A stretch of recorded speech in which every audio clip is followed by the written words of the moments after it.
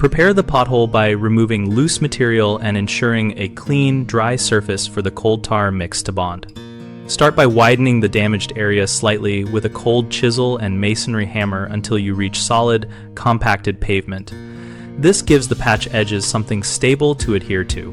Next, use a stiff wire brush or a combination of broom and brush to scrape out all loose tar, gravel, and fine dust, because even thin residue prevents proper contact. Clear the hole and surrounding crown with a blower or a hand broom so no debris remains. If water is present, dry the area with a clean rag or propane torch used briefly and safely from a distance to avoid weakening the pavement. If cracks radiate from the pothole, use a crack filler or backer rod for deeper voids so the cold mix sits on firm material and not empty space.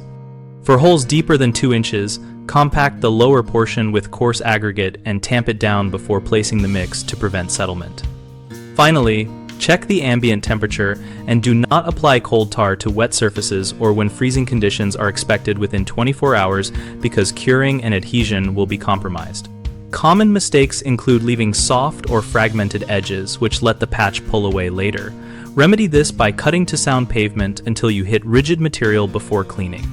People often skip drying the hole, which traps moisture under the mix and leads to failure. If you cannot fully dry the area, wait for a dry day or use a portable heat source briefly and safely. Another frequent issue is under-compacting the patch, which causes early collapse. Compact the cold mix in layers with a hand tamper or vehicle tire, pressing firmly and repeating until the surface is level and dense.